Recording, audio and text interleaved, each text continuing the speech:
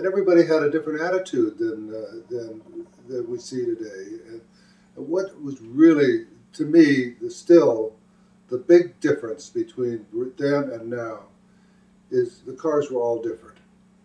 We had as many as 60 different kinds of cars at a race like Santa Barbara or Palm Springs, and that's incredible. Today, all the cars, you said, all the cars, all the Indy cars are made by one. Right. Still, yeah, and it's come full circle. It's back NASCAR. Honda makes all the engines. Right. Somebody else makes all the chassis. And what's left? Well, what's left is all the little electronic stuff that somebody screws on and how they interpret it, and how they have a computer software program that's better than yours.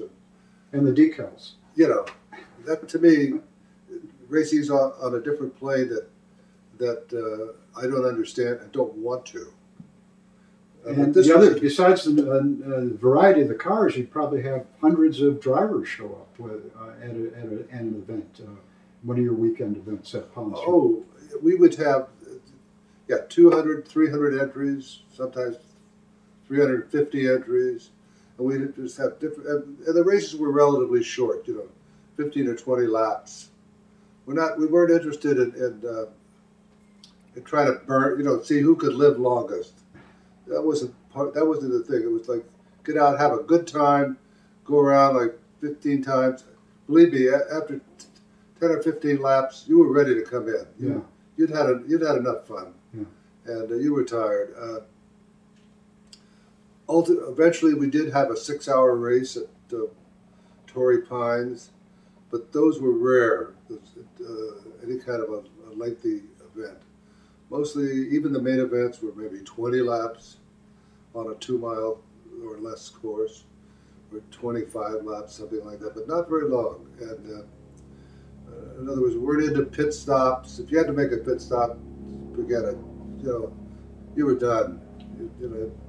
Interesting thing in the book, it's been a while since I've read it, is besides Torrey Pines, which most people who are not in the car world would be surprised to learn that cars raced at down near San Diego where the golf course is today. Yeah, it was Camp Calvin or something like that. And we had originally planned to race up at Apple Valley, and at the very last minute, the race was canceled, and we had to find another place in a hurry. And the city of San Diego said, well, we've got this property that's an old army, an army base in World War II. There was nothing left but foundations and roads. And we went up there, took a look at it, and said, okay.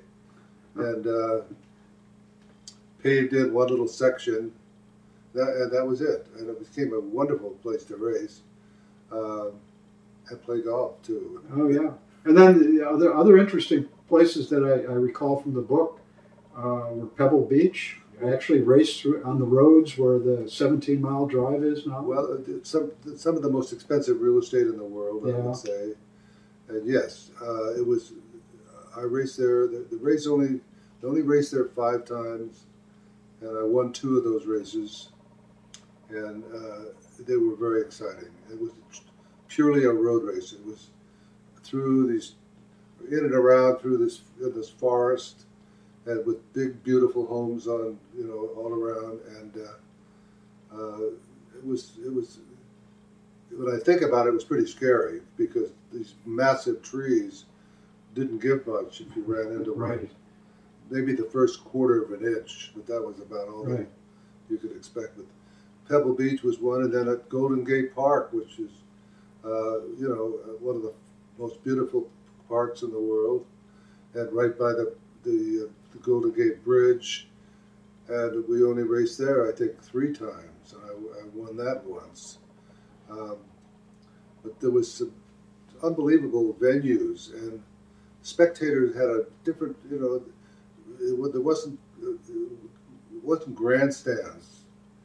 I don't remember seeing a grandstand at any of our races. Right. It was like you walk around. You took a blanket and a picnic basket, and you found a spot on a corner somewhere that really looked good to you, and that's where you watched, or you moved around during the race. But it was a different kind of spectating than sitting on a hard wooden seat somewhere on a corner and baking in the sun for 3 hours.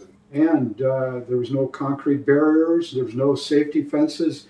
The spectators would reach out and almost touch the drivers. I cannot understand how we could do that. We use what's called snow fence, and the only thing about that is that it's these wooden slats and it's very flimsy, and you can't step over it. So you can't get through it without cutting it, which you wouldn't do. But it kept people out of certain areas. So we tried wherever possible to keep people on the inside of a road circuit or inside of a turn, as opposed to on the outside, which is if the driver lost it, he was going to go, centrifugal force was going to push him out. And I guess we were just very lucky because I don't think we ever hurt a spectator, but it did happen. But I think mostly back east where they had a problem. But snow fence was the usual way. I never saw one of those barriers. In fact, now, the first time I went to a race was with those barriers was at Long Beach, and all I saw was this head going about 80 miles an hour, and that was not. I thought that's pretty exciting, just a head with a helmet on it, flying down the road. I didn't see any car, didn't see anything else. I guess if I climbed up in a stand somewhere, which is not my thing, or watched the big monitors, or looked up at the monitor. The first time I saw this flying head, I thought, wow, they've really got a new thing on racing now. But yeah, so anyhow, this is my publisher, Brown Fox, Mark Godfrey, who was when we ran out, and I thought, well, we got to print some more. And then all of a sudden things started happening, and people started asking for the book, and seems to be a revival in this sort of thing. And so we reprinted a few, and now I think Amazon probably has them, and also Brown Fox up in Carpinteria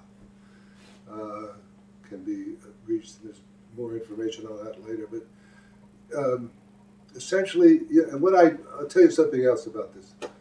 I was surprised after I had written this, how many women came up to me and said they really enjoyed my book. I did not think women would want to read this book. It's a car book. I want to read. I want to read about cooking or something. That'd be very chauvinistic. I'm sorry, but